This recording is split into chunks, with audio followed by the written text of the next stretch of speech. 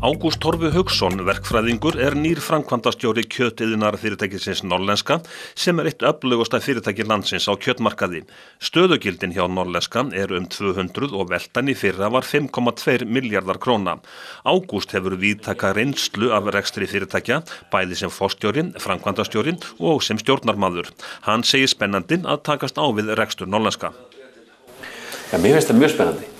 Þetta náttúrulega öflugt matvælafyrirtæki á innanlandsmarkaði og svona leiðandi af ýmsum sviðum og ég sé spennandi verkefni að halda því góða starfi áfram sem hér hefur verið unnið. Á hvaða sviði Norlenska leiðandi? Norlenska mjög sterkt í lambakjöti og hefur nú verið leiðandi svolítið í því. Og síðan erum við náttúrulega stór líka í nautakjötinu og gerum okkur gildandi í svíni. Þið eru með stóra starfsstöð hérna á Akureyri en þið eru víðar á landinu.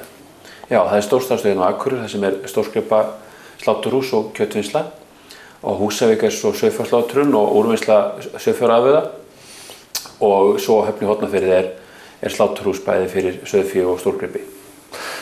Það koma svona toppar í rekstur fyrirtækisins þegar sláturtíðin væntanlega þá mest að vera eða starfsmenn flestir. Já, það mjög mikið umleikis í sauðfjárslátrun hér og ég byrjaði nú bara fyrir mjög stuttu síðan í þessu ágæta starfi og það er mjög gaman að koma inn þegar allt á blússandi siglingu. Mikið umleikis. En þú þekkir væntanlega svolítið til fyrirtækisins, þú ert akureyringur. Já, kannski. Mér var sagt fyrir 1,5 ári síðan ég var akureyringur en það var fyrst skipti sem að alvöru akureyringur sagði ég var akureyringur því ég hef bara búið til 20 ár. En ég þekki svona þokkalegt til fyrirtækisins því leyti ég hef unnið í matvælageiranum og svoleiðis en minn bakgrunn aðallega í sjávarútvegi og tengdum greinum og ég þekki Norlenska mest bara af afspurn og svo náttúrulega sem dyggur viðskiptavinur og ákafur neytandi framleiðsluvörufélagsins. Hvað líkt með til dæmis þá Norlenska og svo stóru sjávarútvegsfyrirtæki sem að þú hefur rekið? Þetta eru hvorutveggja framleiðslufyrirtæki og þetta eru fyrirtæki sem byggjast á því að afla sér hráefnis, vinna úr því vörur, auka virði hráefnisins með vöruframleiðslu og selja þessu vöruna. Það sem kannski ólíkt í Norlenska ekki síst að Norlenska fyrirtæki sem á neytendamarkaði. Það er hreinlega að selja neytendum vöru í vörumerkjum félagsins. Þannig að markaðsstarf og sölustarf hér á svona það svona þróaðara innan svona fyrirtækis heldur en alla jafna innan sjávarútvegsfyrirtækja sem ég hef komið að þar sem þetta meira á fyrirtækjamarkaði, þar sem að selja dreifingaraðilum stórum erlendis. Hörð samkeppni á innanlandsmarkaði, kjötmarkaðnum?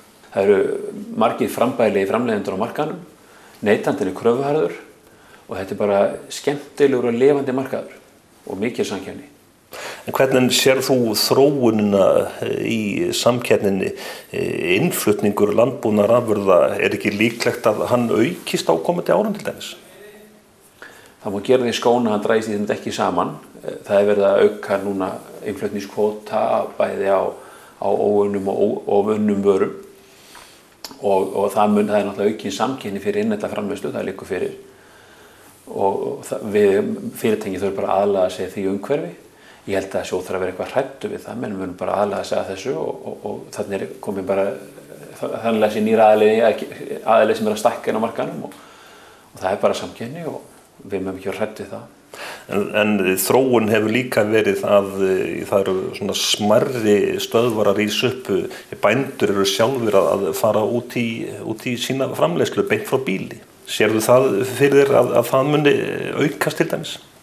Ég get ekki spáð það, þetta búið að aukast á undanförnum árum og það má svo sem líkum að því að það mun ekki draga úr því. Norlenska allavega fyrir mína parti lítur ekki á það sem eitthvað vandamál alls ekki. En hvar liggja svona sóknarfærin sýnist þér í íslenskum landbúnaði og þá á kjötmarkaði? Það sóknarfæri séu náttúrulega að gera neytendum bæði hérna og á þeim erlendum mörkuðum sem við erum að selja inn á líka. Grein fyrir því hvaða vöru við erum með í höndunum, selja þessa sögu sem svolítið á bakvið þessa vöru. Þetta er afskaplega góð vara og eins og lambakjötið er svona því sem næst villt vara og hún alin án aukaefna og svo framvegis. Það er svona vaxandi stemning fyrir þessu, finnst manni bæði hjá neytendum erlendis og hér heima. Þannig að það er svolítið verkefni okkar að gera neytendur grein fyrir því hvað þeir eru að fá með því að kaupa vöru af þeim framleiðendum, af íslenskum bændum og íslenskum kjötiðnaðarfyrirtækjum og hvers konar fæði þeir innbyggða þegar þeir neyta þeirra vöru. Búsæld á Norðlenska sem er í eigu 500 bænda. Er það styrkur að eigendurnir séu svona margir eða er það kannski ókostur? Ég held að það sé hvorki styrkur né galli. Félagið er í dreifðri eignaraðild og eigendurnir hafa sjálfsögðu skoðun rekstri félagsins eins og eðlilegt er að eigendur hafi og ég sé enga galla við eignarhaldið, alls ekki. Þannig að þú ert óhræddur að starfa við hlið svona margra eigenda? Algjörlega, sérstaklega bænda, það er ekki vandamálið. Húsnæði hérna á Akureyri er ekki í ykkar eigu. Sérðu fyrir að þið byggið í framtíðinni nýjar höfuðstöðvar á Akureyri? Þetta hafi ekki verið neinar ákvarðanir teknar.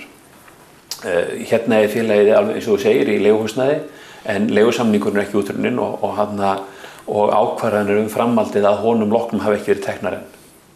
En þér sem sagt svona líst vel á djobbið eftir fyrstu 9 dagana? Já, mér líst bara ljómandi vel á að taka yfir.